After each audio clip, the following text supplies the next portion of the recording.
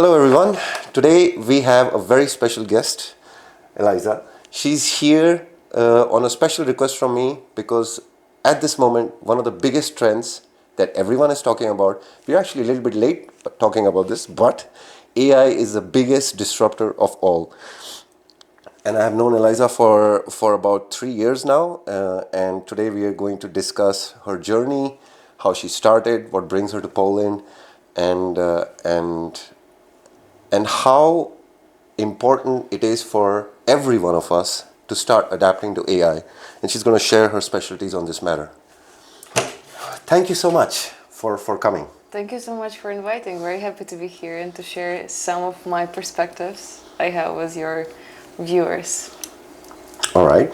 So I think I met you at a house party, if I'm not wrong. No, I right? don't think so. I think that was like Venture Cafe, like Thursday gathering. No, Piotr Kuralczyk. Okay, might be. Long time ago. You just arrived, yeah? Yeah, that was probably my first month in Warsaw. Uh-huh. And then, yeah, I ended up like going to different events. And then through Thursday gathering Venture Cafe, I met some more people. And then Piotr had party. And then I met more people see. there. Yeah. All right. So tell me a little bit about what brings you here and the whole, Here to Warsaw? Yeah, to Warsaw, to Poland, and a little bit for everyone to understand how you started. So my journey started back in Ukraine. That was 2022 when we agreed with my mom that I will do such a move, go abroad. Okay. At that moment, war already started, so that was like around beginning of March.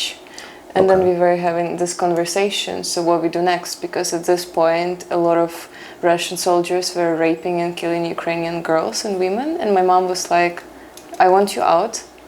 I can't go with you because obviously I will be like, it will be much harder for you to kind of adopt with me because she's not speaking any language, like except Ukrainian.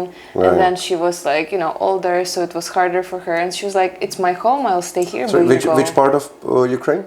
I'm originally from Kyiv, but I was growing in Lviv, near Lviv, super small town. It is military town, so this is why when the war started, we woke up from bombings. Wow. It's like 150 kilometers from Polish border.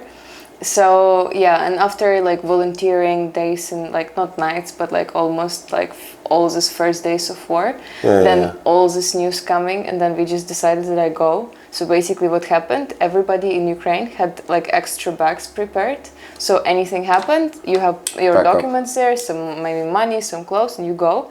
And so I had this bag ready, and then basically what we were like talking, I remember that was like evening of Sunday, we had this conversation, of course we were crying whole evenings, and again bombings, like you live like in a movie. I have some videos, it's like you go out, there's this whole alarm, it's still winter, it's like insanely like scary. Yeah, February, And you just don't understand like what's going on. And then in the morning, my mom was like, you go, and I was like, I go. And I basically took my bag, she walked me to the railway station, I went to Lviv, and then from Lviv I just took a train, I don't know where. On my way I fixed Help Host Ukraine, there was such a website. My friend helped me to find a place to stay here in Warsaw, and basically I ended up like living in city center for first like few weeks because one very good guy, he's originally French, he just basically gave up his apartment to me. Yeah. So I had a chance to kind of adapt first months. Then he's helped me with my LinkedIn, with some applications to jobs. So after 1 month, I was already kind of more, let's say, independent in a way. But so before all of this happened, you already kind of had a plan to go outside of or to travel outside planned. of it? No, okay. Never planned. For me, it was like, maybe for half a year to live somewhere. Right. But I was, to be honest, very patriotic, and I didn't want to leave. Not surprising. I know this about Ukrainian people. Up until last moment, I didn't want to leave. But then I left with only one thought, and I'm working on it right now very hard, that I will be back not empty-handed. And it means that I will bring something back. I will bring, for now, technology we're working on. I will bring workplaces. I will bring some new culture, my knowledge.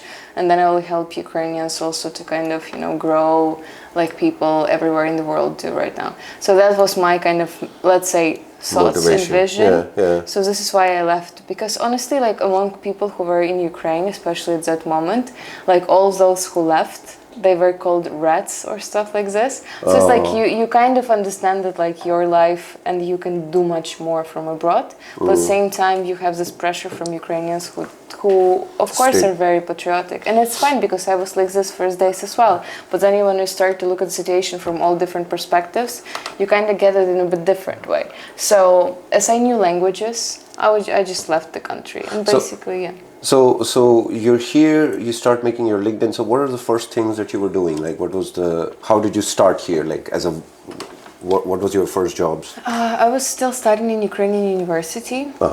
I was working as social media manager with Ukrainian brands. I was doing already content in Ukraine. I was working with one of the biggest floristic companies. Like it was a flowers importer from Netherlands to Ukraine, and we were like doing them in like import of flowers in like and selling in bulk all over Ukrainian flower studios. So I was doing social media stuff. I was basically content creator, and I was social media manager and like marketing stuff like this. So I had.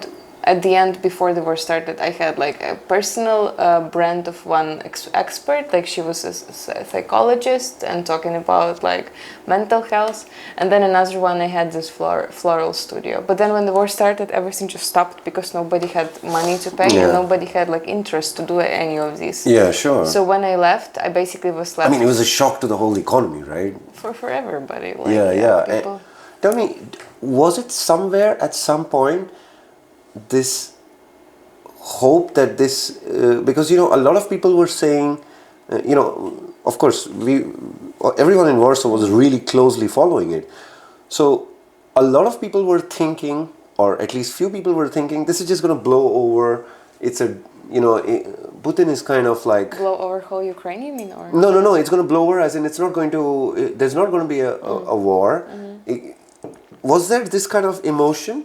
No. Somewhere? I mean, kind of, because first day you think, okay, 3 days, bam, done. Then 3 days pass, okay, you're thinking like, okay, they're going to be 7 days. Then 7 days, it's still ongoing. No, I mean before the attack. Did you feel, of like, course, that it's not, before. That this is not going to be a war, this is not going to be a war? No, we were all very so sure. anxious. No, we were so anxious. Okay. But the only thought which kept us like, who will do the war in 2022?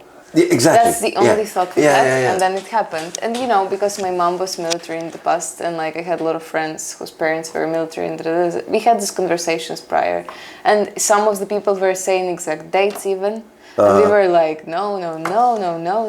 But at the same time, everybody was kind of ready with extra bags already, and if anything happens, like, you know, we knew what to do. But the 1 month before war started, like, you can feel the anxiety in the air like this. I was like, you really don't know what's going on. Like, you feel like you don't know what's going on.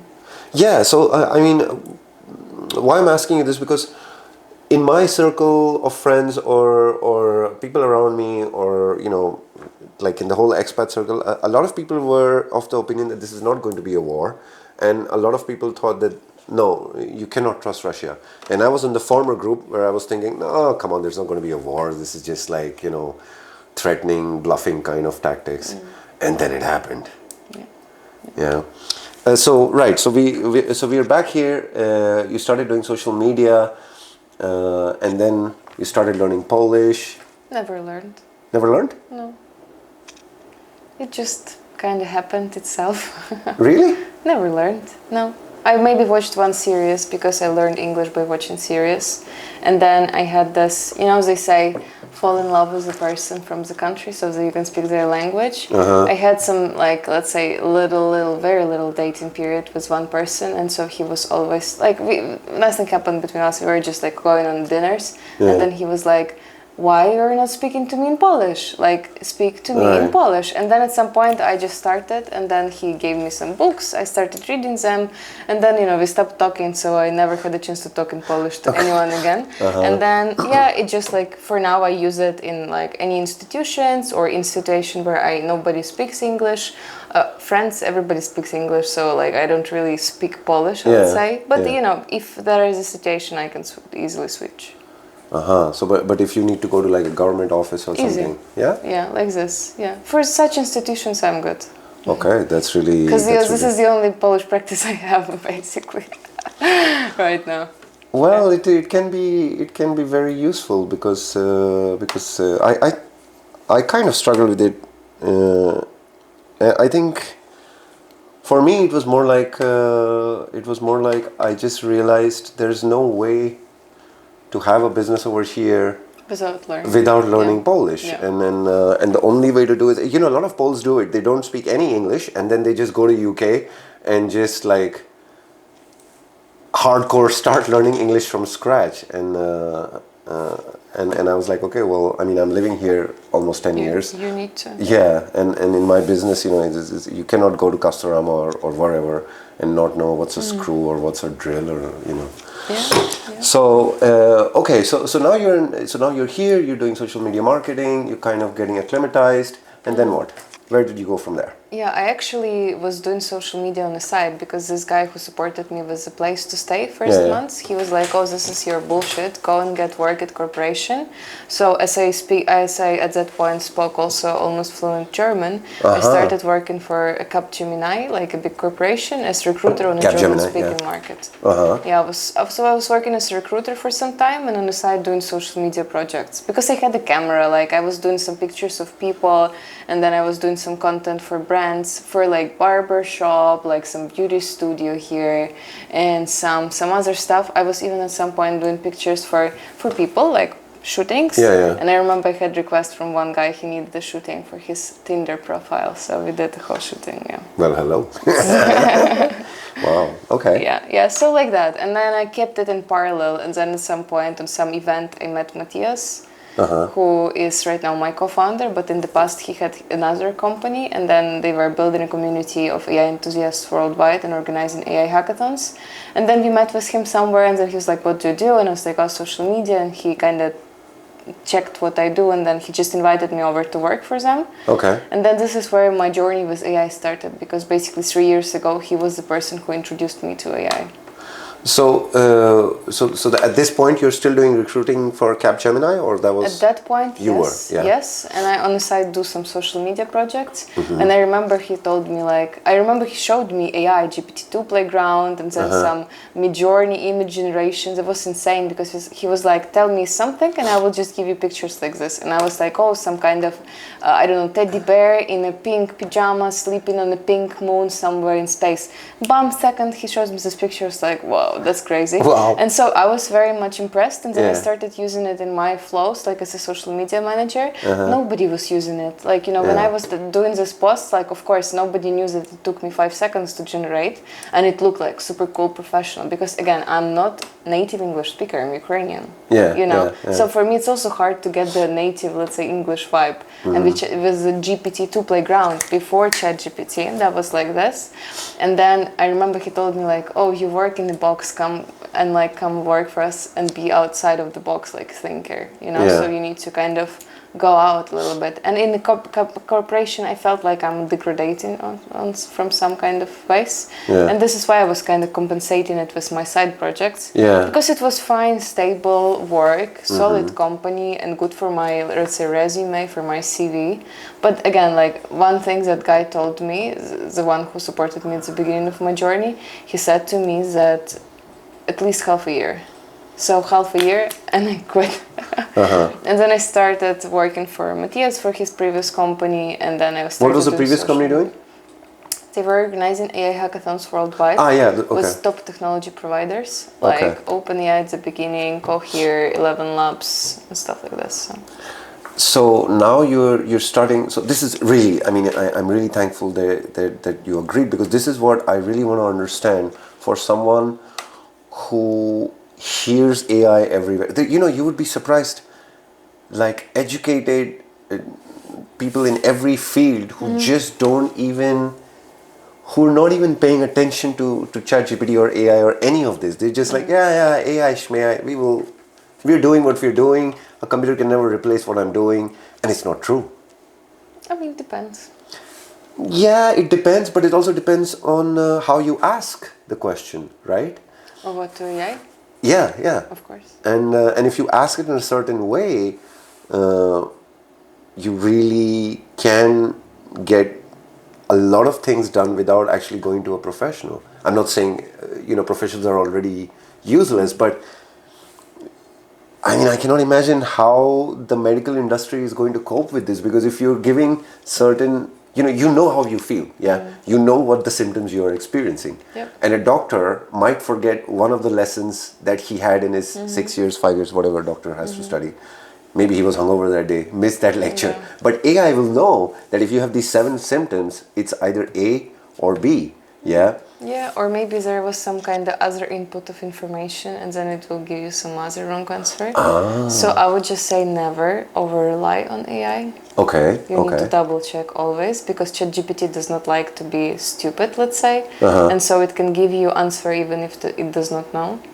And you're like, I always, if I'm not sure, I always ask it like, are you sure? And I was like, are you lying to me? But please be honest, because it's fine if you don't know. And then it's like, yeah, I didn't know, but I kind of came up with Really? this. Yeah, you can try yourself. Sometimes it can happen, not always. So it's like, I would say never over rely, especially if it comes to health and stuff like this, because they're specialists for this specific reason that they know, because they went through life, and studies, even if they missed the lesson. They can utilize AI to help them somehow, but Right. it really depends, because ChatGPT, it is not niche, it is general tool. If you have a tool specifically trained for doctors on all the kind of medical materials, then of course you can rely on it more.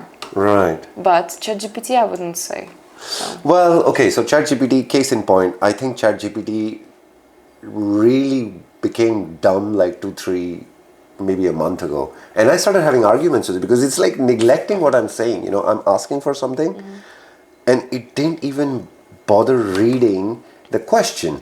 It just gave me an answer from somewhere. I'm asking it for an estimation for example, for doing an electric cabling for somewhere in Denmark. And it's instead of reading, it's just going from my previous question, it's giving me the breakdown of doing a full renovation. And it's like, I've not mentioned renovation anywhere in my question. Okay, but was this a new chat? Or No, same chat. this is why. It has memory and history also. You have paid version or free? I had a paid version. Paid version. Yeah, okay. and then I disconnected the paid version because I was like, hey, I'm not paying for you to not listen to me. I mean, Yeah, humans can do the that for me but for that's free. same chat. But if it didn't listen to you, you can just say don't ignore previous conversation, and then it will just not go back to memory because it remembers everything about you. And now, if you have paid version, for example, if you go to ChatGPT, it has your whole persona, everything about you, what you googled. It's such an interesting story to read about yourself. Yeah? I'm saying in the past it was scary to show the diary. Now I'm so scared to show my ask ChatGPT. No, to show my ChatGPT chats, which I have and all my But requests. and can you not delete it? I can delete that. Yeah, so Of course. you can ask ChatGPT, can you remove all of my history? It's not going to do it because I tried. You can do it like yourself, just manually Click, delete click, it. Yeah. click, click. Not each message, but in settings. Uh-huh. Yeah. You can Okay. just clear it out. That's it. This is the most important history to clear now, yeah? And that, so. Right. So just to kind of still, I want to go really deep into this because, so someone who doesn't know much about it just hears ChatGPT, and I know a lot of these professionals, and now they watch this podcast and they're like, okay, you know what? I think it's time to at least know a little bit about it, or whatever is their motivation. Yeah. How should they start getting into it? Learning from how did you start getting into it from start? Like you saw Matthias, make this pink teddy bear, whatever, pajamas. But now you're, okay, I'm doing this. So what was your first 7 steps, let's say? For now, I would say maybe 7 is too much. Okay. yeah. But it's important just to kind of install the app or Google it. So because there are 2 ways. You can do it on your phone or on the Chrome, for example, or Safari or whatever. Yeah. And you just go to the app and basically you start any type of conversation. So what I say, what I usually kind of recommend to people I worked with, because I'm also as a marketer, I consulted marketers on how they can use AI in their workflows and yeah, life. and we will get to this later, but yeah, go on. And so the first important step is just to start, meaning just start super stupid, simple conversation. Ask it about anything. So you can feel that it responds to you, you can feel that it responds some truths to you, and then you can just ask it, how should I talk to you? How should I better ask you questions? Ask it because it will give you proper replies. And then it is called prompts. The input, let's say, you give it the question you ask. There is some specific structure I usually follow. Okay. It is very simple. So you give it a role. So if you want some, I don't know, marketing strategy for TikTok, whatever, you name it like, imagine you are a TikTok expert who is having 10 years experience working with big companies, so you give it like a role. Then this role kind of is like a person who can give you this, let's say, answer. Then you name the task. So I need this, this, and this. Usually I or do it in separate lines or name it like 1, 2, 3. So it can clearly see the steps. Okay. And then I ask it format in which I need it. Do I need it in a table? Do I need it just as a text? Or if I don't really have any specific, I just don't ask it. That's it. And then you just go. So the first one is to give it a role. It is always super, super useful, nice. I mean, for me, it's always working nicely. Always working, yeah. And then just clearly give it tasks. Because the important thing to understand for people, it cannot read your mind. Yeah, You need to treat it as a new coming as a assistant. smart Google. Yeah, Smart you can Google, treat it as an assistant who does not know anything about your company and what you need to do, but it has such a big knowledge that if it kind of clicks, it can bring it up. But anyways, you can treat it like, let's say, very fresh assistant coming in, like super fresh intern. But knows everything. Yeah, I mean, knows everything is the second step. First one is just Okay. like you need to treat it as it does not know. Okay. And So yeah. So just to start basically, because what I also try to kind of tell people, and my personal mission I would say is more about making AI a friend, not a threat in any case. Right. And also what I practice myself is to use it for any other stuff, not work just. So for example, I learned German with ChatGPT. Okay. And if you have, for example, paid version, you can just talk to it, and then it responds to you. Yes, it is very robotic, like pretty often, but still it can handle the conversation. So you can not look for, I mean, you can, of course, it's better to work with person Right. at the end of the day, but still, it's what I really recommend to do is to just try to experience it both in work and life. So to give it a task like, okay, this is my fridge, you can send it a picture. What would you do with these products? What is a dish to cook? Like there is eggs, tomatoes, and stuff like this. And it will tell you what to do, for example. Right, right. So yeah, just to experiment. Because again, you cannot treat it as someone who knows it all, but it knows. Knows fairly enough. Depending on how you ask. Ask you how you ask. Yeah. So, okay, so now you're, so again, just to understand your journey of how you are now a specialist on this. So what is the next step? You started playing around with it. You see it's powerful. Yeah. You're like, okay, I'm in. Yeah, and You started playing around with it. I was very much lucky to be at the right place at the right time with the Exactly. right people around me. So it was my work. Because I was doing social medias, and to organically grow your accounts, you need to push some valuable information out. And to do it at that moment, it was enough to post new coming technology. So for example, OpenAI released ChatGPT.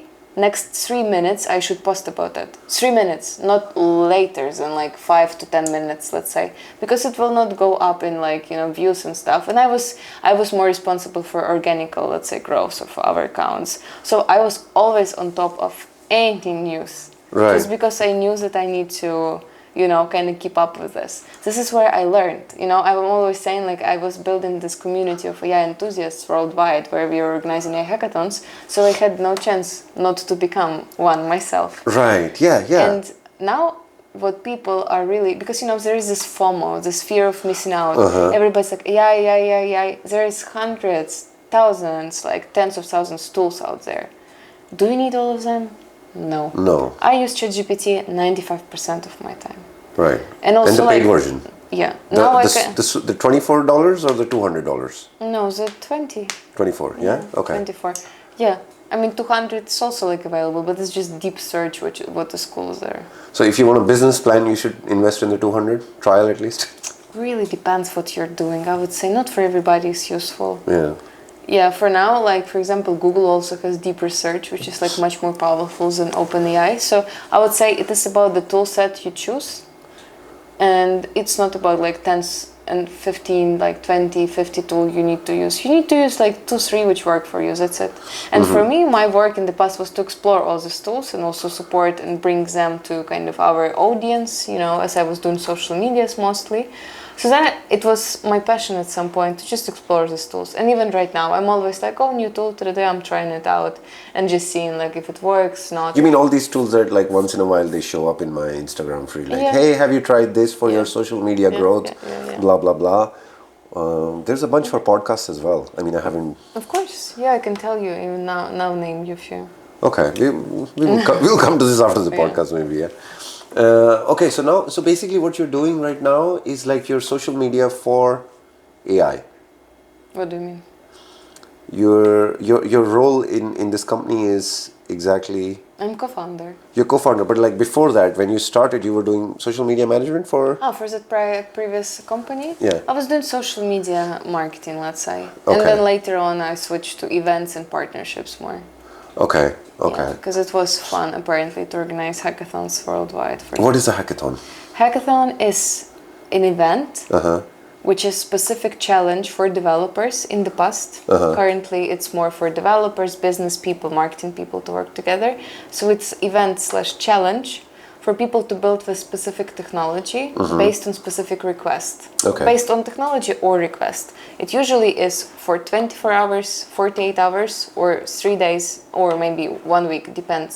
And so we were doing like once a week or twice a week such challenges, let's say, hackathons, where we were bringing to the table access to the latest technology, and then people were able to build with it for free.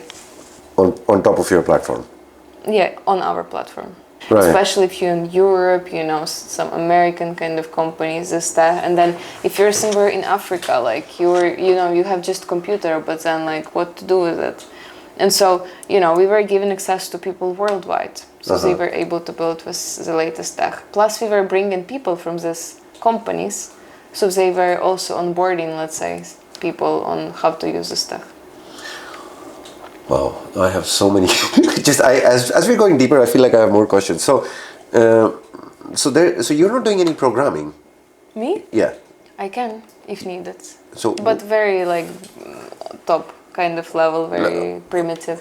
Because I studied software engineering at the university. Okay. Brief course. Okay. Because I understand like the language developers speak, for example. Right. Not really I can code, but now with AI there is a tool called Cursor AI. Cursor. I don't know if I pronounce correctly. Cursor. Yeah. So basically with it, like it's not super duper hard. I mean, it's hard to build such thing or some, other, but like something very brief to change something on the website, like I can do it.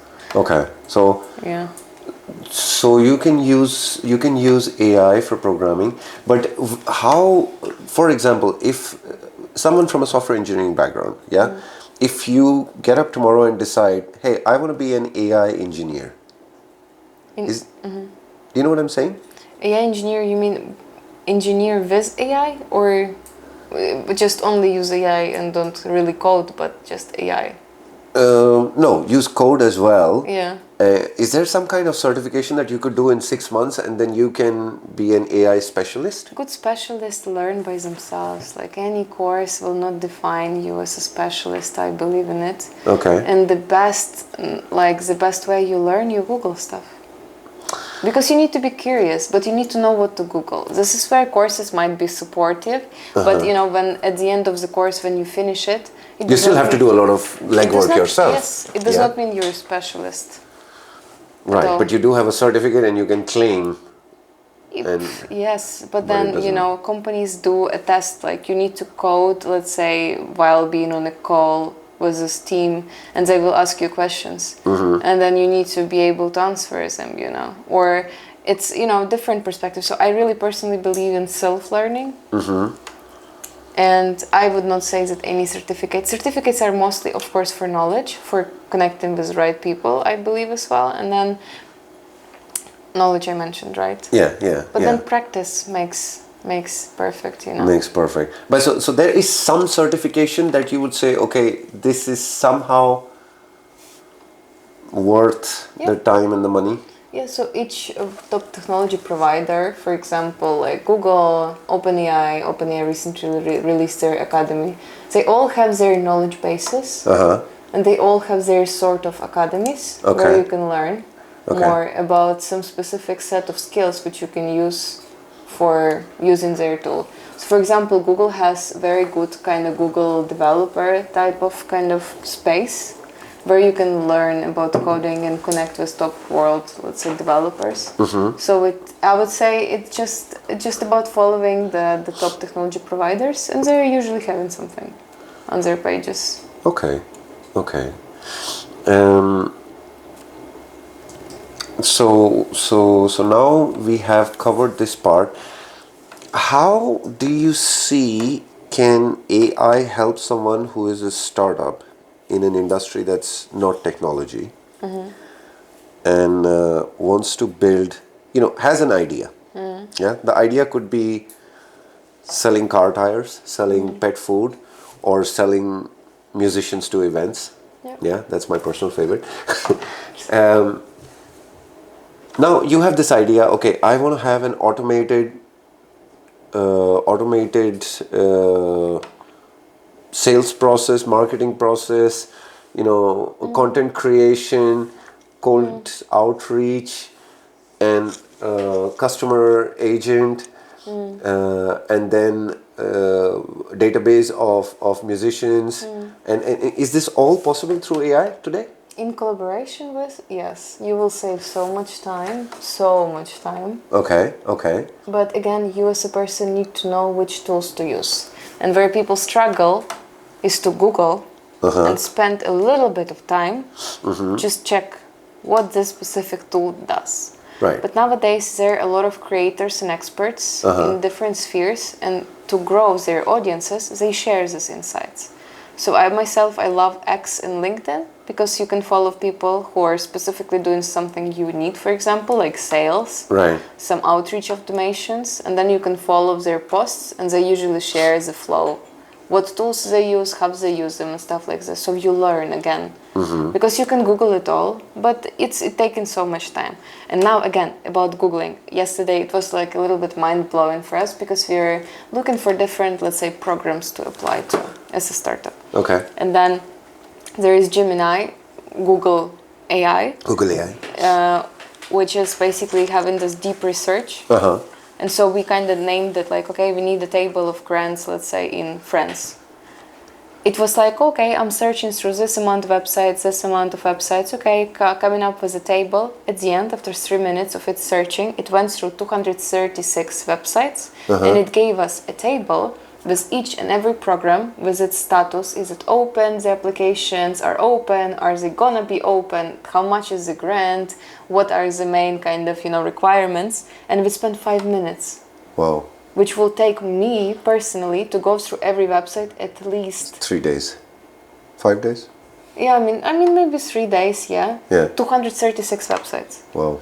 So it's like, it is insane how much time it can spend, but again, you need to understand like which tool set you need to use. Right. And again, you don't need to use all of them. I hate when people only use AI. I Right. hate, because it is not yet on that level.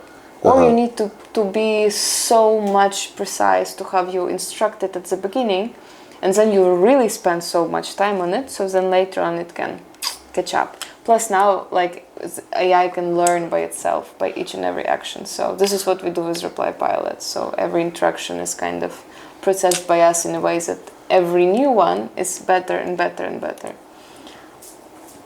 But yeah, what I would say, back to your question, is that when you want to just post content, just do something for sake of doing, you can do it all with AI. But if you want to have good quality content, good quality communication, you still need to put an effort. So I would say, let's pick any case. Let's pick the musician case, because really I'm kind of passionate about it.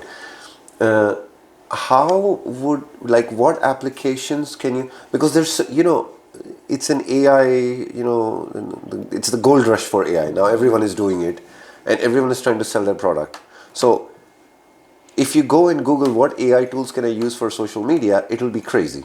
I think you will start getting calls on your phone or something. I don't know, right? But so is there some specific tools that you can recommend, like, okay, go for this, go for this, go for this, and this will be, you can use your content. Obviously, you have to create something, right? You still have to create something. Yeah. Yeah? Or you can just say... Look, it's so it's subjective. So subjective. Yeah, yeah. Because if you talk about musicians and you said selling them to specific events, it means that the content that should be there is a content, let's say, of the musician on their own page. So they are, let's say, known, or they have audience, so it means that they can charge more than the others, right? Right. And then their client, basically event organizer or events, and then decision maker will be some event manager, is usually hanging out on Facebook, for example, and you need to take into consideration this stuff. So you need to understand it's from marketing and social media perspective. You need to understand where your audience is first, and then you need to see what you can do. So for example, let's take a case of Instagram, personal brand of musician. And then events also pretty often post, of course, on Instagram. But then again, not all. Not all. So define me a little bit more about events, how it usually happens. That you land the collaboration with some specific event.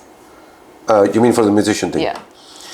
Well, so the events that I would like to capture are house parties, birthdays, art galleries, funerals, bars, hotels, restaurant lobbies. Yeah. One of my returning customers with this now is Sofitel. Really? Yeah, I had this crazy idea like, hey, Valentine's Day for sure, someone is looking for a violinist somewhere to make the day better. And I sent 4 emails to 4 hotels. One of them said, yeah, we want a violinist for the breakfast. So it's like a 25% success rate. It's crazy, yeah. And then now for Easter they want one again. Yeah. So I think there's really a lot of ideas like this. So anyhow, let's say, so how would you go about structuring this? Yeah, so for now there are tools to kind of do outreach, to search for the specific hotels. Because look, again, we're in Warsaw. Yeah. We have pretty limited number of hotels. Yeah, sure. And for you to, let's say, put an AI who will search for these hotels, give you some specific contacts, it will take you same amount of time that you will go to the website, take contacts, and just do it. Yeah. That's it. It's just about the kind of aspect, the amount of, let's say, content, amount of outreach you want to do. But going back to the musician and their social media accounts, what can be done is, of course, you need to grow account on social medias organically, and from paid acquisition as well, you need to do something. Right. From kind of paid side. So it's ads. And collaboration with other creators. There's so many aspects about social media marketing in general. So I will just say, if you have zero, nothing, no ideas, no team, you just kind of musician, you have some kind of content recorded, but you're not so sure how to edit it, this and that. What I would start with is maybe going to ChatGPT. And then giving it a role. Imagine you're a professional who builds personal brands of musicians on social medias. Right. Who helps to create them viral content, yada yada, whatever you would like to do. And if you are not familiar with social medias, you really don't know what you want either, what you can do. Then you give it a role, and then you're like, I am this and this. You describe who you are, what you do, and I want to attract more of hotels and restaurants to invite me for events. Give me a content plan for next month. It will give you a very stupid, brief content plan because it does not really know anything about you, does not really know where you are, what you do. You can give it some kind of specific settings. Again, the more details you give it, the better output it gives you out. And so it will give you still brief kind of content plan for 30 days of posting. Stories, reels, posts, anything. So if you're a complete zero, you will have this and you will at least know. Okay. So then you can dive deeper into each and every post. And what I usually do, I never ask AI to write my posts. I always write them by myself. But then I just drop it drafts there, and I'm edit. Edit LinkedIn expert, edit this and that. I'm given it a role always, just because it gets it better when it understands who you like, who you wanted to act like as. Right. And so basically, we are at the step when we have a content plan already. Now we need to create content. Right. Obviously, as a musician, you better record it yourself, Yeah. or ask someone to record you. About editing, again, as a musician, if you're singing, you don't need subtitles, you don't need much editing. You want to make picture, like let's say the whole picture just pretty, I believe, good sound. Again, you can do it with microphone, and you can do it with AI a little bit. There are tools. So nowadays, every video editor on a phone, because let's take again the minimal situation, like you have phone, just You have a phone, no yeah, laptops. yeah. It has voice enhancer. Okay. You can press on it. Right. But again, I believe that they will be not so good. Yeah, So yeah, you yeah. better just record in a good environment where people can hear your music. Or record at home by yourself and then kind of put this recording on top. I mean, it's just like maybe a little bit overcomplicating. Then there are some specific voice enhancer tools, like Descript, for example. Okay. So this tool can help you to also make your voice better, like in some ways. So you need to kind of play a little bit with it. Right. So, okay, we have, for example, right now video recorded. If you want a video where we talk, again, there are a video editor, which is AI video editor called Captions. Okay. And for example, we will talk with you and then we will have 1 minute video. And then in this video, I would say 30 seconds of it, we were just like not really talking. There's Right. pauses. There's some dead air. Yeah, yeah. It will just cut it out. Automatically. Yeah, this tool can zoom in, zoom out, so keeps user watching, let's say, keeps the attention. It can put it subtitles automatically in the style you choose. Right. It can also give it music on top, AI generated, or any artists, which is And you can available. control and play with all of these features. Yes, Yeah. you can just click, click, click, click, click, click, click.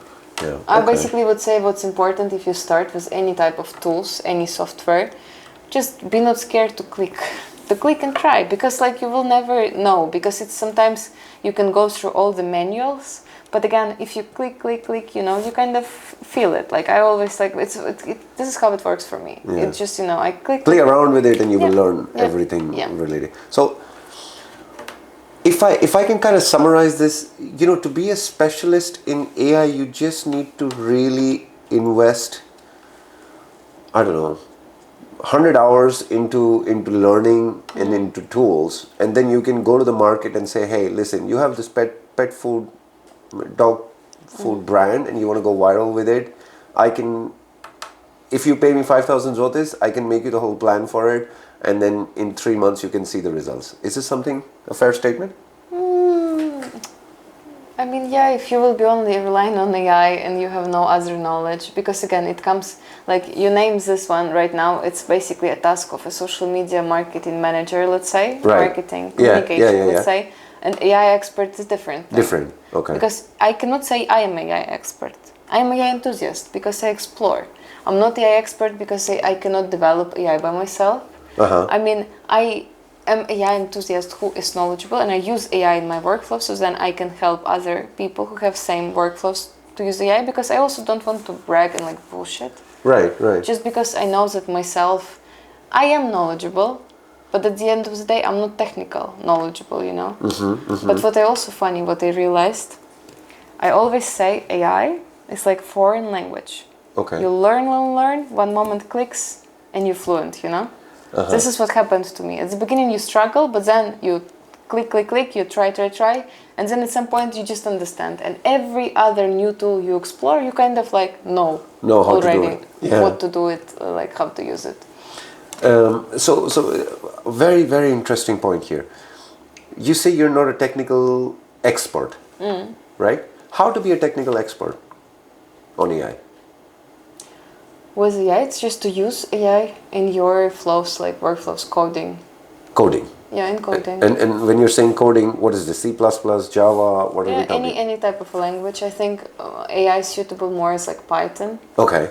But you just need to learn all of this, like, and not just to use it for code, because basically ChatGPT is not the best for coding. Claude is better. Which one? Claude. Claude. I haven't even heard of it. Yeah. Okay. It's also in copy. It's also much more kind of human type of text it gives you out.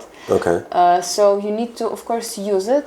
But then again, you cannot be AI expert coder if you don't know like infrastructure, some databases and stuff like this. If you don't know deeper the whole tech, like if you don't have this type of knowledge. If you just kind of code and use AI for coding, I mean, that's fine. But I would not name you AI expert or AI Specialist. Yeah. AI specialist is like you can build these systems for companies. Then maybe yes, you're AI specialist. And that requires like knowledge Technical knowledge. of infrastructure and really In most of the cases. in years of coding in Python. Yeah. And maybe some kind of full stack developer. And there are many developers who are not switching to AI right now. I have recent conversations with my kind of friend, and then he's very like knowledgeable, super smart guy. And then he's like, I don't use AI in coding. And it's like, what, how? Why? It's like, why? And he's like, yeah, just like, why should I? If I know it by heart, if I know it by myself, it's just code. And it's like, you can do it faster. And it's like, no. But then, you don't know because it can give you some kind of, you can over rely on it at some point. So then if there is some kind of trouble, you need to go back, and then you're not familiar with this code, then you need to dive deeper. Yeah. So it's like, there are pluses and minuses. Sure. I mean, even from a simple example, I wanted to create a logo and I went to AI for it. And I said, okay, can you just remove the underline from the text? And like it completely misses what you're saying. When it comes to It's just not capable yet. Yeah, it just if you edit this picture but like add, I don't know, some yellow fire in the eyes, and the yellow fire is like at the shoulder and the eyes are still here, and it's like, hey, are you not listening? Do you see where the eyes in the picture are? It's not listening. Yeah. It just can't. It just can't. Yeah, it just can't. Not yet. But depends. If you use Midjourney, for example, Midjourney. No. Midjourney, yeah, Okay. it's image generation only tool. Right. It's based on Discord, and I think they have web version right now. So basically, they give you suggestions what you can do with image, or expand it, or make it like a square out of other type of format, or maybe change the region. So then you choose the region, then you would choose ice, and then you say add fire there, for example. Right. And then another generation will come your ice with fire picture, for example. So I think for the average person who doesn't do much of AI, the first thing would be list of tools that are specific for image, for video, for, I don't know, podcasts, for business plan. For business plan, for example, what would be? I would use ChatGPT. ChatGPT. What about Grok? Have you tried it? Yeah, on X. Yeah. But again, you need to understand like the information it considers. So it takes in consideration information from Twitter, from X. And it's fine because it gives you different perspectives. Again, I use AI to get perspectives, never decisions I make. I'm doing the same thing now. Every question I ask ChatGPT on another browser, on another tab, I'm asking Grok and seeing how they answer it. And how they answer it? Are they some kind of similar or? Grok has a much more in-depth analysis, and it really goes the extra mile, in my opinion. ChatGPT is like limited, trying to be a little bit friendly. Of course, because it has very a lot of restrictions. Yeah, it's trying to be friendly, and in that way, it's good because you can be a friend to it as well, right? And then I think the interaction is better if you're friendly to ChatGPT. Grok doesn't care about emotions. It's just like, here's the data. I used to be like the one who's always saying try to be good and nice to ChatGPT so it replies better. But now recently sometimes it just lags so hardly and I'm like, what the fuck? Are you stupid? Yeah. And then it's like, oh, sorry. Yeah, and then exactly. it translates better message. But I mean, it's so disappointing when ChatGPT doesn't listen to you. Like that's the last point where you're expecting a disappointment from AI, from a computer, where you have given a very clear instruction of what you want the thing to do, and it's just like, yeah, don't know, don't care, I didn't read through it, but Maybe here's bad day, maybe. AI having a bad day. Oh my god. As we humans, we have weekends, let's say bank holidays in Poland. AI is also, you need to understand that it's originally from States. And like some people were saying, I never experienced it myself, but I was reading on X, I think, that some people were saying that it's less working during holiday season. and much better when it's like during like normal day. But you can trick it. You can say like it's a Monday, the most productive day of the year, whatever, something like this, and then it's getting back on track. Oh my gosh, now we have to manipulate AI to answer questions? Jeez, Yes. this is crazy. Good that they are not manipulating us yet. Yeah, that's true. I mean, I said something very controversial. No. It's not like we have control as humans. So. Well, AI is manipulating. I mean, you see people glued to their phone for hours. I mean, I'm not an But it's exception not to that. because Yeah. of AI. Is it not? It is not. Well, come on. There is an algorithm that's pushing the content that you're even thinking of, and then it's there on your phone. Yeah. Yes. So it is kind of manipulation. Yeah, of course AI, but it's not AI is doing it, because what is AI? It is artificial intelligence. It's like specific algorithms. This is what social medias are doing. Well, Social okay, media is so using AI, let's say, to Yeah, keep that's what you I'm more saying. on platforms. That's it. right. So in what sense did you say good? It's not manipulating us. Good is not manipulating us. Yeah. No, I'm saying that it is not really kind of like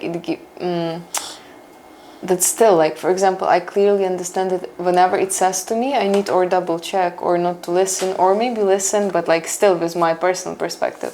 Not that like, for example, I ask it, okay, what do I do today? And it gives me like set of stuff and then I do it just Right. without thinking. But still there are some people like this. Yeah, and I mean also with if you random example, right? If you go and ask what kind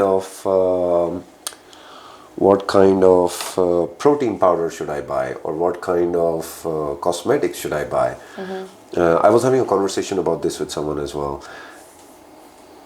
There is a possibility that someone paid off for them to be on the top of this search. And then AI, instead of thinking, is just going and getting the first data set, which the company that has bought the rights to that part. Do you think that's next level conspiracy freak out thing? We're Or working on this with Reply Pilot. what do you mean? I mean, we want to get us like to the top searches like by AI. But alright. it's a kind of not really easy process to do so. Okay.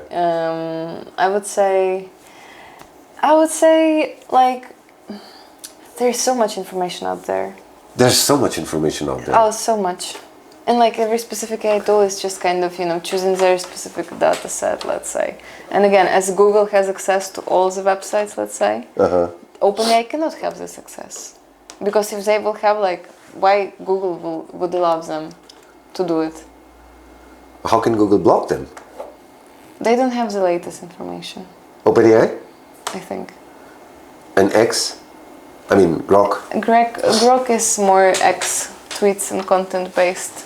Yeah, but I think that... But the latest as well. It really depends. It's I would say not 100%, but there is some limitations for them. Right, because from what I read now that Elon Musk sold XAI to X, now XAI is going to have the most latest and most updated data trends and news before anyone, real time. Would be nice. Don't you think that's or it's just some kind of marketing post? But it is true, isn't it? That XAI is going to be now superior and more updated more quickly. Yeah, might be. I would not say like, because also OpenAI recently raised 60 billion on like 3 billion pre-money valuation. 300 billion. That's the biggest investment I think done in history. So yeah. So it's like yes and no. I mean, so I would say they are the biggest players on the market, and of course like their resources are like almost unlimited. I want to come to Reply Pilot, but just one more question. Do you think there's this kind of an AI specialist who just knows which tools to use for what, and then they can create this kind of new profession where they are going, as I said before, they're going to people who are having businesses, who have businesses and are struggling a bit, that hey, contact me and I will help you with the full power of AI to reach the full potential of your business and growth and so on. Do you think this is possible, or is this a profession that you can see coming up in the next I think it's already dying. It's already dying. People don't like bullshitters. Okay. Or you have deep understanding, or you don't do this stuff. I mean, I used to do it in the past. Okay. With my friend who was much more technical and knowledgeable than me. So this is where we were able to run, let's say, workshops for teams. Okay. So we were not just setting up like the set of, let's say, tools they can use, but we were also kind of onboarding them with them and creating specific workflows based on their needs. Okay. So then we understood like what the company exactly needs, then we kind of onboarded them with all the tools so they don't need to spend time on researching and stuff like this. Right. That's exactly what I'm saying. Yeah. Yeah, there are still companies. But that's not like bullshit, this. right? Is it? Depends, like, again. Okay, another Subjective. case. Yeah, okay, But so yeah. let's take another case, Yeah. which is very, very communication heavy. Yeah. Yeah? TRC and like this, the whole immigration questions, my TRC, my parents are coming, I have a spouse, dependent, can she work? I'm waiting for all of this. So these are a lot of question and answer for, let's say, a law firm, right? Can they use a program or some kind of AI tool where they upload all of this knowledge about immigration and then they have just Yeah. a chat bot? Oh, that's a very negative word, chatbot, because chatbots are idiots. Yeah. Okay, so let's get into reply. Yeah, let's get into it. So how did you start, and then tell me about the journey of Reply Pilot, because I'm really curious about it. So, yeah, you mentioned chatbots, and like for your understanding, chatbots usually have specific set of questions and answers, Right. which they are not going like out of. Right. And so Reply Pilot basically it is right now an communication assistant powered by AI, but still it requires human to be in the loop.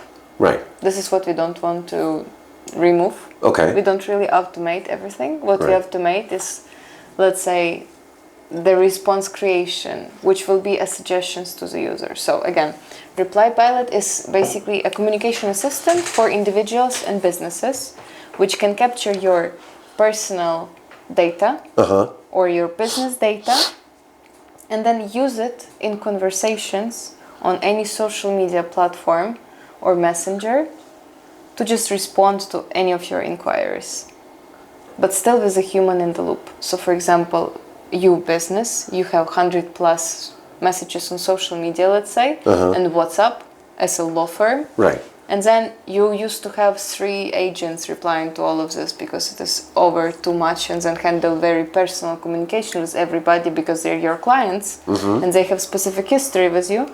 It's kind of hard. And then you need to have one person which will be just clicking like, you know, let's say button. Then they will get suggestions. Then they just read it and they're like, oh, it's suitable, bum, press out, press out, press out. So it's not really like we automate fully it. Maybe at some point there will be some specific set of like information. When it's very goes obvious, out. when Yes, there's a very, it very goes out, obvious yes. formula. But like with laws and stuff, you know, let's say I want to do the law firm example, I want to do also renovation company example, of course.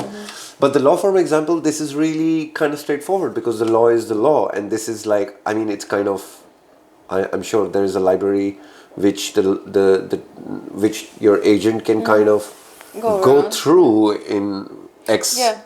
Yeah, but then it understands also specific case of the person, so it creates the reply, the answer based on this person who you reply to, and then the specific set of knowledge. You know what I mean? Right, but so how would you give the data? Let's say there is a law company that comes to you and say, hey, listen, I heard about your company, Reply Pilot. We're very interested to really go global with this. We want to capture the whole share of immigrants in this country. What are you doing with them day one with Reply Pilot? We can help only with incoming communication. Right, but you need to educate the AI. So what is this input that you will give? So basically we will require all the knowledge bases and information from the specific company. They usually have some, let's say, Google Drive, website, or stuff like this. I never worked with law firm, so just imagining. Yeah, sure. And then basically they give us all this information. We upload it to Reply Pilot. Okay. We train it a little bit with some specific questions we can ask it. and then you just kind of connect it to all platforms Okay. through Chrome extension. Okay. Because basically in Chrome, if you have Reply Pilot as extension downloaded, it is already available on all the platforms. Okay. So it is not directly integrated in each platform, but it can be like on Okay. all of them. Okay. So it does not really need you to log into any specific platform through Reply Pilot to platform. No, it is immediately integrated in all your platforms if you have Chrome extension. Mm-hmm. And then what you need to do is just to, let's say, type /rp, because this is right now the call, let's say, we do. Okay. You type /rp and then it gives you the response. Okay. But it does not really give you the response as just one. You see the widget popping up here. Mm-hmm. And then it just gives you there some suggestions. So if you click, it goes. It goes to the Yeah, the and if you customer. don't like it, you type like, what the bullshit. Right. And then it just changes it and gets you back a normal answer based on the whole knowledge base, based on also this person, because this person might have a history with you or not. Right. So then if not, then we treat it as a new customer.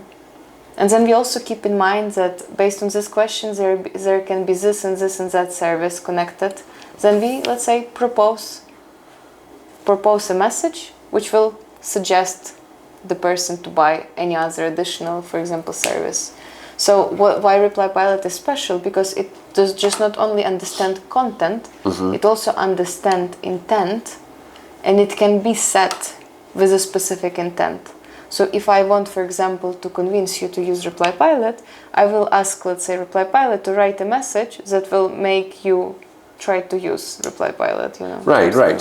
So coming back to the roles that you mentioned in the Yeah. beginning about ChatGPT, right? You have to set a role for it, and Yeah. then it will follow that role, and Reply Pilot Yeah. is doing that as well. But because it is pretty complex set of AI agents right now, based on all the information you give it to it, it self-understands.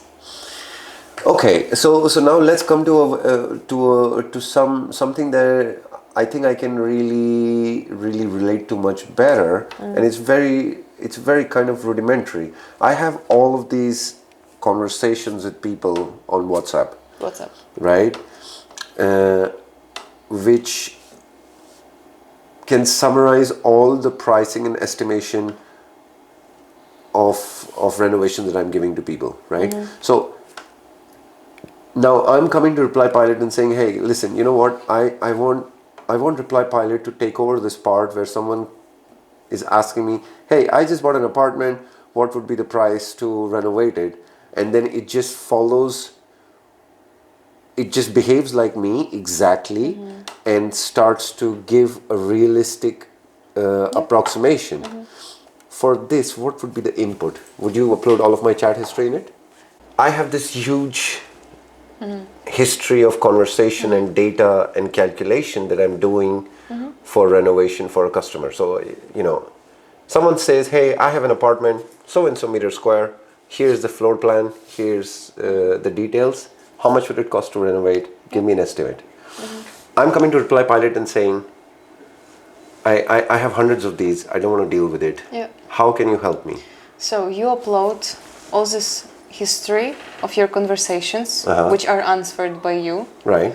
So we capture your tone of voice, all the information and answers you gave, all the prior images, how they were calculated, let's say, what was the result. All conversations. Then you upload to us some kind of a knowledge base you have. How do you calculate, maybe. But at the same time, I think that based on conversations, it will be able to understand. Right. And then, once you have Reply Pilot set, you gave it specific set of data. You don't have any website where you like update anything. No. Okay. No. So we don't need it. We need just kind of chat history and some knowledge base, let's say, of any type of knowledge you have, which can Right. help us in conversations. And through conversations, we will capture your tone of voice. Okay. So then it will be more like you. And then what it does, basically it has all this information. You have it through WhatsApp, for example, web,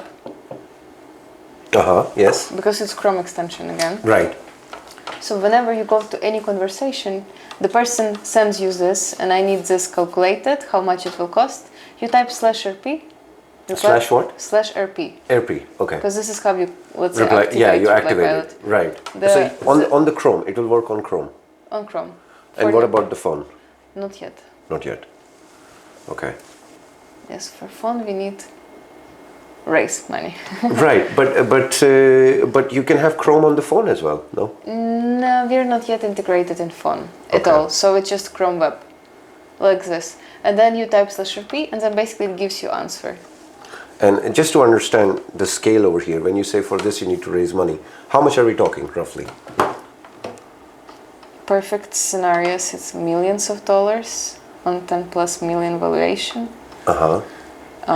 Because developers, good ones, AI engineers, AI people, real experts, cost like from $10,000 if it's in this region per month. Per month, okay.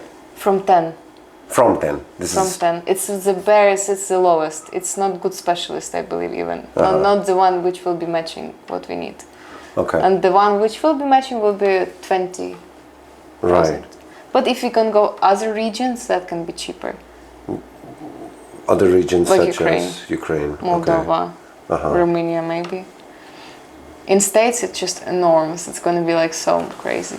So to hire such people, we need at least per year, you can count like 120K at least. We need at least maybe like for us, it's just about the speed. Because Matthias is doing everything by himself. The whole development. He's doing all of it by himself. Yeah, we don't have developers on board. So We have right now in like Skander. He's like an intern more.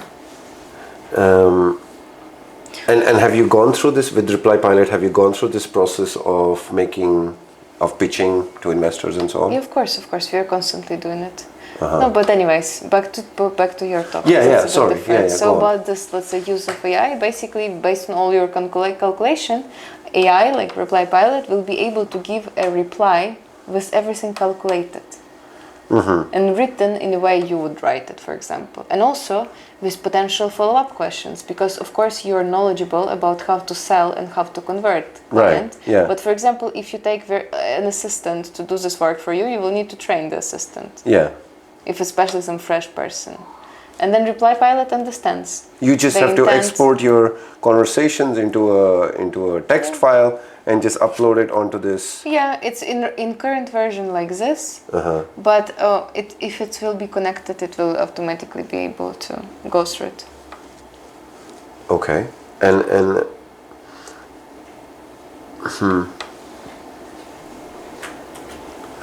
where is the maximum application of this do you see in an ideal scenario of something like that? Yeah. So in like, ideal perfect unicorn, yeah. scenario is a part of every person's life online. So it is this communication assistant which is with you on every type of platform or communication channel, which understands you fully. Which is where ChatGPT is if you're using it constantly for 6 months. Kind of. Right? Yeah. But also it helps you to do such conversations which were you not really thinking about in the past. So for example, if you're a very introverted person, but you're a very good expert in motion design, for example, you will not really be like approaching people in this and that way. Your communication will be like more shy, and even if you will be doing this through ChatGPT, you need to kind of play around a lot and with Reply Pilot you will just be kind of you will be activating the plugin, because I don't know how it will look in the future. Potentially it's going to be something on the phone, and what it will be doing for you is just going through all your communications and then asking you just yes, no, yes, no, yes, no. So like kind of a Tinder, whatever. It can look like this. And it can potentially also approach some other people. So for example, I'm looking for investors, and then Reply Pilot is like, oh, I see this as an investor in the area. For example, San Francisco, you're going in San Francisco in 2 weeks. Maybe let's book a call with him. Message sent. Bam, like this. And he has AI over there saying, hey, you were looking for opportunities to invest in. Yeah, like this, but in my way, written, in ways that this person. No, I'm just saying he would have also something of an AI, which is either like, hey, there's another one of these people who wants to meet with you. Yeah. This time. Right. Yes, now. But so that brings me to another very important point. You see, your AI is suggesting to you to meet this person, but what if their AI is automatically tuned in to block anyone who's looking for any type of investment, especially from this part of the world, for example. Yeah, Do you know but what I then- mean? Because yeah. they're learning. But then it does not matter of AI. It's just they will block any type of person who writes. But again, this will be not an easy thing and not cheap thing to do for everyone. Maybe maybe it will be accessible for everybody for sure. I think it's this version. But if you want something more complex, like this one, for example, book a meeting, or maybe we talk and then we're like, okay, we are meeting at 2:30 and it is automatically in our calendars. Because I don't really need even to ask about your email, because AI kind of goes through your data, and if it cannot find it on Instagram, it finds it somewhere else and then it just sends you. I mean, AI is already there. I saw on Facebook Messenger, ask Meta something, on WhatsApp. But ask it something. You asked? No. I asked. And? Stupid shit. Sorry. Well, I mean, this is starting off, so that's why It I is kind starting. of... This is how it is, but potentially in the future, it should be like right now, for example, you have virtual assistant who is doing work for you. You need to hire it, you need to train it with your tone of voice, with your knowledge, with this and that, so it can write posts for you, it can do this for you, it can... Sorry. No, it's fine, yeah. It can do this and that for you. And basically, you spend so much time hiring, trainings, and kind of supporting first months. And then Reply Pilot just understands you. Like that. And like one of the visions we kind of were discussing is that it come back to you in the morning, like in WhatsApp. Hey, how are you doing? Tell us what are our goals for today. What do you plan to do? I would suggest this and this and that. And then you're like, oh, I hate it and I like this and I want to chill, honestly. So can you do this and that for me? Bump message, voice message, send. And it just kind of assisting you with stuff like you need to do. When it is doubting itself, then just comes back to you and like, hey, I'm not sure here, what do you think? You give it back something. So it's like a personal assistant. But what we're really looking at is something supporting businesses more. So for businesses, it's this type of communication we discussed with you for renovation, for example, but it's WhatsApp only focused. Yeah. For example, we have any type of e-commerce store on Instagram. They have 100 plus inquiries on messages and also in comments, for example. And they need to reply based on the data they have, like, for example, in their stock. So imagine you're, I don't know, a clothes shop, and then I'm Selling dresses for selling parties. dresses for Yeah. parties. Yeah. I used to work with such brand. Okay, I'm very interested in Then dresses for parties. I'm Yeah. coming to you and like I want this red dress in Okay. this size. And you as a direct manager, you need to go to kind of Shopify store, check if it is there in this size, come back, like 5 minutes of work. Right. Even maybe if less, but still, you need to also think how to write it. So then, how to propose maybe another model, maybe how to convert this person to buy 2 dresses, not 1. And then with Reply Pilot, you will just type /RP. It gives you a few suggestions. You choose, and it automatically is connected to all your Shopify store, for example, which is consistently updating. So you don't need to reconnect it every time. It is just there already. So instead of just sending these documents, it can synchronize, like fetch, it is called, synchronize with any other kind of knowledge-based system platform or CRM or anything, basically anything. And then just give you suggestions on what to reply. So instead of like hiring, 10 direct managers or stuff like this, you can have just one being able to reply to any type of communication. Yeah, and so the first time I actually heard about this was in an e-commerce expo 2 years ago in Netherlands, and they were selling this for I think 350 euros per month, which is, I mean, it's not very expensive, but it's not cheap. And what are the prices of Reply Pilot to try for it? B2B, for to try it right now, it is like $10 and $30, like depends on the amount of like usage you have. But we're gonna completely like remove it, and then you can start for free. Okay. And then until the moment you reach some limits, then you can use it for free. And then when you reach some limits and you need more of like complex, let's say, integrations, you will pay. But for businesses, we're still, let's say, figuring it out. But it will start from a few $1,000s because So- it's very complex. Sure. So, and this is where my next question is. What is the implementation period and the process that it looks like for someone who wants to adapt to it?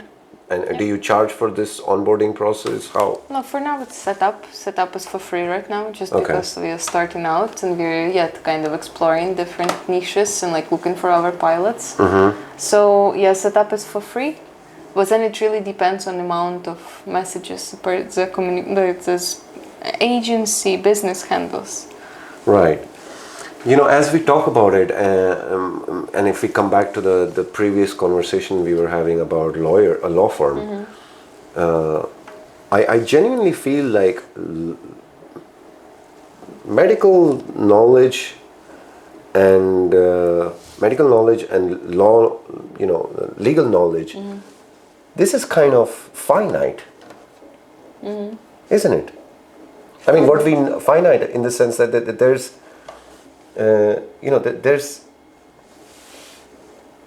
there's X number of laws that govern an immigration process. Yep. Yeah, there's X number of knowledge about the current latest medical data, and so I'm kind of struggling to understand why is it that that this is not already being used in every legal firm or in every immigration related or every medical related question, where the first prognosis and all of that is done by AI. Why? It is called simply change. People are very resistant to changes. Yeah, but it does make logical sense, and it is about to happen. It makes logical sense, and to some extent, I would say it is about to happen. It is about to happen, which means that... Yeah, but again, like they will not be able, as a law firm, give all the information to the user, because they need to sell, they need to have a client, they need to make this person like convert them to you, to kind of customer. Because if I will be giving you out all the tips about immigration, like where is this kind of consultancy element will go, Sure, yeah, I understand. Yeah. I get it, but I'm just saying, like, it's such a massive disruption about to happen when someone just says, hey, this is the whole database of legal knowledge. And then there are companies that can start using this already in Reply Pilot and actually be ahead of the game and say, hey, you know what, we are going to not oppose it, but we're going to adapt it. It's happening.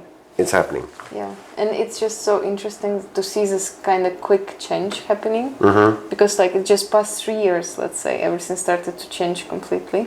But it's usually this kind of like machinery revolution happened. Right now it's a little bit of a AI, let's say, revolution happening. It was taking tens of years, decades, and right now it is like 2 years, 3. Like next 5 years it will be completely different. It will be completely different. Yeah. So one more question, and is it at this moment possible to, with Reply Pilot or with a combination of Reply Pilot and some other tool, to have a budget and then upload all of IKEA database and Castorama database and Leroy Merlin database and give a color scheme and say design my house and give me a cost, or give a cost and say design my house? Is it possible right now? Yeah. With the latest update from ChatGPT and their image generation, easy peasy lemon squeezy even with Reply Pilot. Wow. Well, that's something Because it's gonna be able, because right now we were also like last few months working on the new version. Okay. So this is why in the new version it's gonna be also kind of be able to generate any type of images. I mean, not precise like graphs and schemes, but some kind it's a visualization. Some visualization, yeah. You know how much a visualization costs in the market? It's 50 zlotys per meter square for a minimum apartment. It will be something, but not yet that's super good. Right. But again, like you can, like you with time it will be better.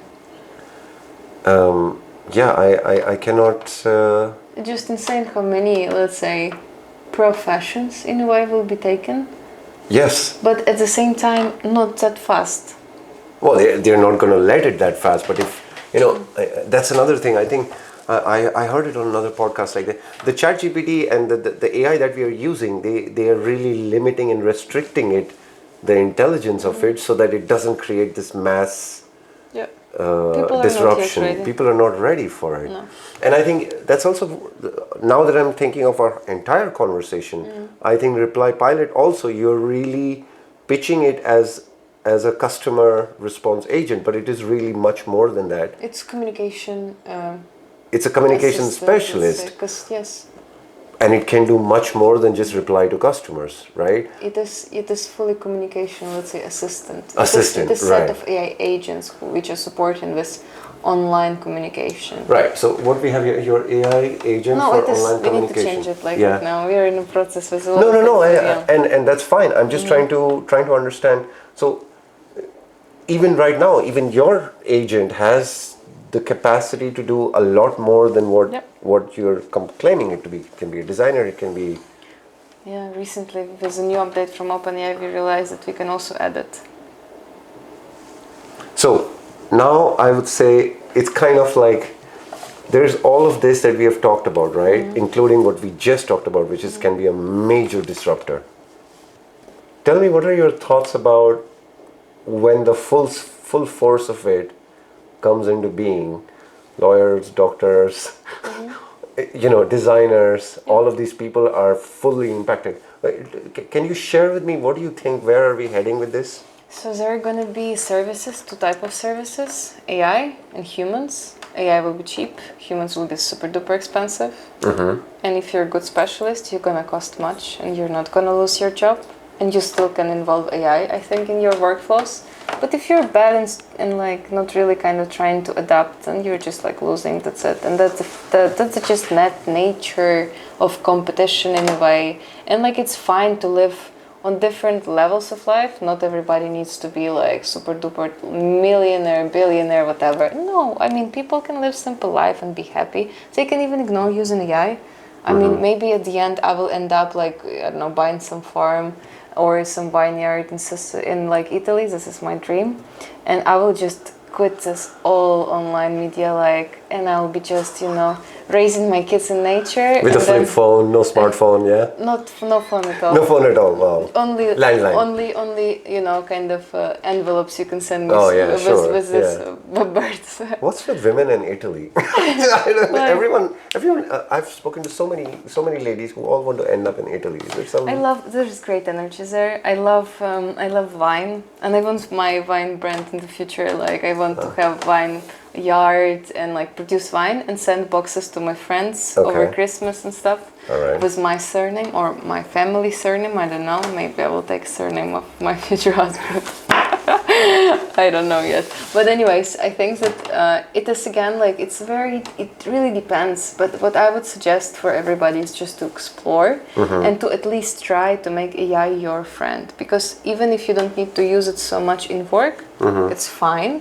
But you can kind of use it in some other aspects. Not everybody, even in social media, can generate images, and it's not really needed for them because they work with physical flower brand, for example. And as right now is such a trend, you can generate some content, post it, and as this is generated by AI, it's kind of like cool. But at the end of the day, to sell your flowers in flower shop, you don't really need to generate AI videos or AI like content. But you can use it from this and that perspective. It's just to be open, to try and to explore. The crazy thing right now, which no matter what you are selling, it doesn't matter what you're selling. If you're selling AI or flowers or wine glasses or wine, you have to be a content creator. There's no other, just there's no other choice. Yeah. And you know why I'm laughing? Why? Because I was creating content since I was maybe 10 years old. Yes, I for fun. That was so stupid videos and like that was so much fun. And our parents were laughing. And I had a moment with my mom when I was doing social medias already for maybe a year. And then we were having dinner and I was like, Mom, super sorry, 5 more minutes, I need to do the story for Instagram, like it's my work. Yeah. And then she's like, you do this and you do like this even the social medias, you're always on your phone. And I was like, okay, how much you make per month? She's like, I think 10k hryvnias, which is like super, super little. It's like not even $300 right now. Right. And I was like, I make 15 on my phone, 2 hours a day. Wow. After this, she never asked me again, what am I doing? Right. So like, I would say It is, yes. It's like kind of content You can't economy, escape it. social media economy. Yeah. You can, I mean, you can. Depends really on your industry. So, for example, if you do, I don't know, railway, and you're a railway operator, you don't really need, like, if you Right. choose, let's say, this old type of school, type of businesses. If I have farm of, like, you know, this chicken raising and, like, eggs and stuff, why? Or if you have a chicken raising farm, you can benefit from AI, Of course. right? I mean, I mean, railroad, okay. yeah, but railway also, actually. Railway also, actually, Yeah, yeah. in optimizing costs, in analyzing the ways. Right. Yeah, No, but I'm talking about social media, like marketing. For railway, I think if you have a website, it's enough. it's enough, and a bunch of Yeah. railway experience. Yeah, and this is no, and I think this is really somewhere. I really hope at some point to have this kind of support from AI, where you can upload some sample content and say, hey, listen, this is the business. This is 5 data sets of sample content. Just create content. Just create content. Yeah. And I mean, would that make the whole thing less reliable? Probably, but but still, I mean, if there was some way to do it, I think that would really make. I still think we are pretty far from making it very real, very human, very good quality. Yeah. And up until now, what I see, like in 2022, in 2020. Oh wait, unless it's about a video of Zelensky punching Trump. This AI, No. these videos I have seen that are so realistic. It's just, I don't know what's happening. They're playing cards, they're punching each other. Yeah. One turns into a cat. Like this, Yeah. you can do it all. Yeah. So why not with other things? I don't know why this creativity is just limited to memes and. Because for other things. That's pretty realistic, right? You've seen those. But for other things, it's not yet that there. Not yet that realistic. It still has this tweaks. Like you need to make some of the tweaks. So for example, there is a tool called HeyGen. Okay. You can record yourself in professional setup, and then like basically 3 minutes talking will make this tool be able to kind of generate any type of other video if you give it a script. So I have a friend who recorded himself in super duper professional setup. His voice, him in different outfits. So then he recorded himself, spent on it maybe 1 day to have it like very good. Sure. And then his team is creating any type of content with him based on the scripts they do. So he's not involved at all, but then now he has like 80,000 followers on TikTok and stuff like this. But he done it in super good quality way. And then he has video editors and he has script writers who are doing the work still. And like you cannot like make AI just do it all. At some point maybe it will be, but for now with all the apps I tested, it's just like bad quality. I don't like to use it, so I don't like to post this content. And then why would I create?